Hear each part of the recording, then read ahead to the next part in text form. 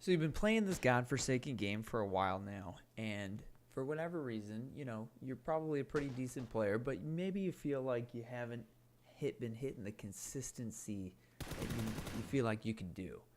Or maybe for whatever reason, you feel like you're just consigned to be a potato for the rest of your existence, yelling safe res to your teammates while you're down again, crying behind a tree. I wanted to make a video about just some habits for players who feel like they might be hitting a plateau of late, or they just want to kind of punch through, just see if they can do better, more consistent, and by addressing just a handful of habits that might exist in your gameplay. I know I've done every single thing I'm about to talk about in some contexts poorly or well over the course of my time playing PUBG, and I just wanted to share some of these with you guys just so you could think about, maybe if you tweak one thing here, one thing there, how much your consistency might end up changing. The first one I want you to consider is, if you're already a player who tries to play for kills like me, try not to just bot run. Don't die in stupid ways in this game because you just did something dumb, like running at people who are just hearing you run, or people who are expecting you because they knew you were already there, and you're just trying to get your kill as kind of as quickly as you can. I know it's kind of obvious, but just the only thing I want you to think about in this context is don't go from point A to point C without going to point B first. And I say this in my stream, but it's really easy to just want to run to that next opportunity as fast as you can, and skipping some kind of integral opportunity to gather it. It's just a little bit of information that could either get you a kill or save you in the game. The next is the complete opposite. Don't play like a sweaty meatball the entire time in this game. You cannot just lay prone on the edge of a map and expect to win the game even somewhat regularly. You cannot expect to not deal with threats even somewhat. You can't hide in a corner of a building and expect you to win most of your fights from that building. It's not going to happen. If somebody walks in your building, you're not going to win that many of them. You might win 50% of them at best. Good players are going to clear the building and kill you. So really, you got to develop the skills that are necessary to win through fighting. You need as many opportunities to practice those skills in order to get to the end game, so you know how to deal with the threats instead of letting them wait and then become closer and more apparent threats. So don't play like a sweaty meatball. Don't hide in buildings the whole time. Don't sit still the whole time. Don't lay prone the whole time. You got to deal with problems. So take people out when you see them. Take your opportunities when you see them. Next is one that comes with you get better at with more experience on certain maps like Erangel and Miramar, but it's the failure to recognize and understand your geographic positioning, what weaknesses it has, what strengths it has, wherever you are, or setting up going to a position that you know is going to be a good geo position or geographic position is a really important skill to understand in terms of how to get kills and how to rotate, especially on the edge of the map. So do not think that the best way to win this game is going to be from a compound in the middle of the map. I'll tell you, some of the best wins you're going to get in the game is going to be starting on the edge, putting pressure on people on the edge, and moving back and forth along that edge to good geo positions and toward the end game circles. Next is a combination for some players being overconfident and for other players being underconfident in what you're doing in terms of the combat in this game. Overconfident players are the players that peek me over and over from the same position, thinking they're going to just change the fact that I've hit them 2 or 3 times and they're at 30% of their health, when they're 150 meters away or something pretty far, that they could pretty safely med if they just chose to stop peeking instead. Or you bodied one with a bolt and then they re-peek the same spot when you could very easily just hit a first aid and not worry about getting bodied another second time or third partied. Don't be these types of players. Don't just like reflexively think that you need to fight every single second of the game. Take a second, med, smoke yourself, figure out your third party, or rotate out and then restart the fight again. You don't have to win every single fight in the one time you ADS one person. Likewise, don't be too afraid to not peek people or re-peek people from a new spot, new angle, different side of the tree, whatever. You can if you can hit some shots, all of a sudden you can open up an opportunity. But you cannot be the type of player that's just gonna try to avoid fights and try to stay in a building or try and rotate away. You're gonna have to deal with the threats at some point. So be confident.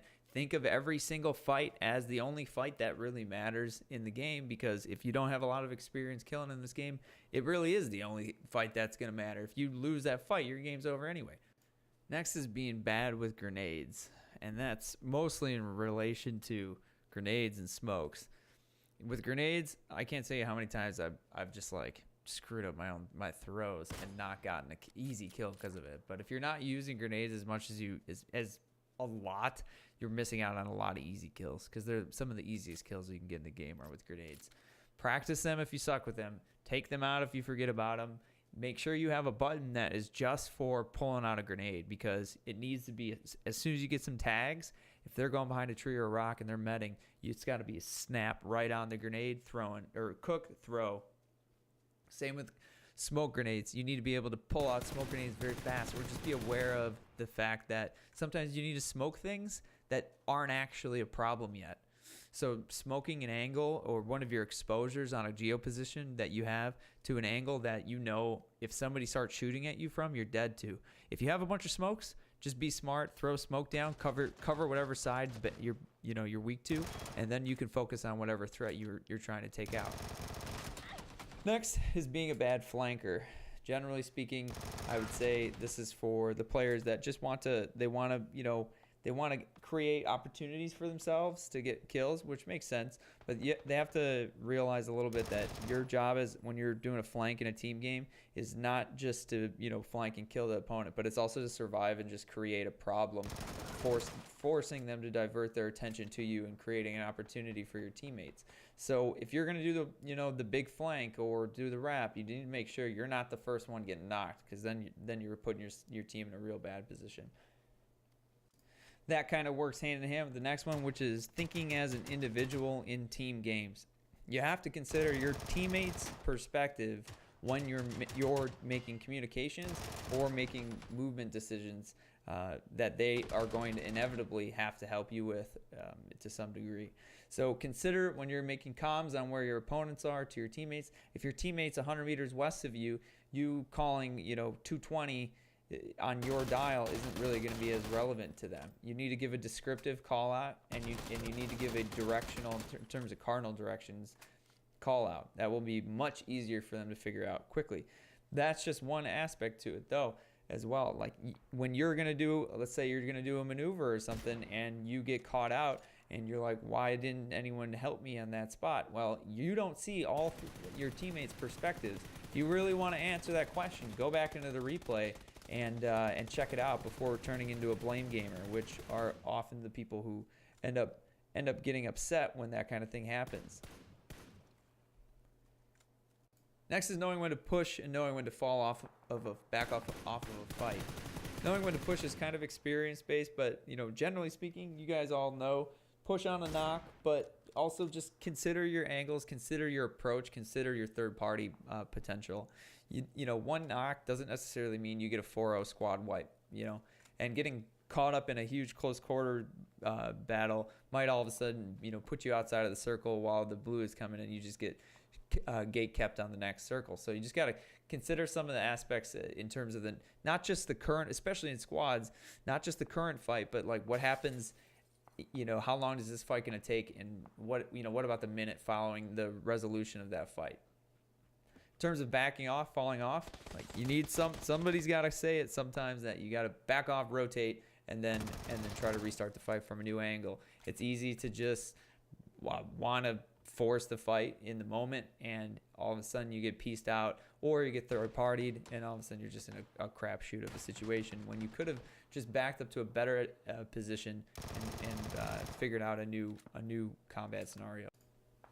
Last, if you feel like some of your mechanical skills need help or need work, consider your sensitivities always. I'll always say that, but your training, go to training mode and practice these skills. In PUBG, if you think about it, you could play depending on the player, you could play for hours and only get a handful of kills, or dozens of kills, and you shoot what, hundreds of bullets, maybe 1,000 bullets. Within a half an hour in the training mode, you can put over 1,000 rounds down and practice a ton of your AR sprays, 3x spray, 4x spray, whatever. You can practice your snipes, you can practice your grenades. This stuff is repetition based, and that is going to be how you develop the motor learning for it being very reflexive for you, which is what is going to be necessary to do it fast and do it successfully. So use training mode if you feel like your mechanical skills need help, or use it as a warm-up. A lot of people I know that are good players use it all the time, so check it out.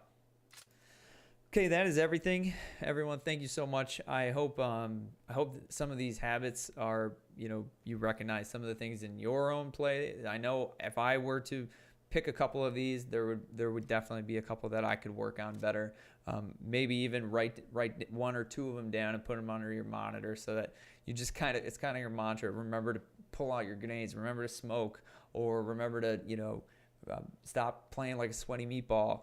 Be confident and run, on pushing shots, or third partying, or sweeping and clearing the edge, things like that. So try it out. Let me know if it helps you at all, but I hope it does. I will see you guys in PUBG. I'll see you guys on stream. Take care. Have a wonderful day.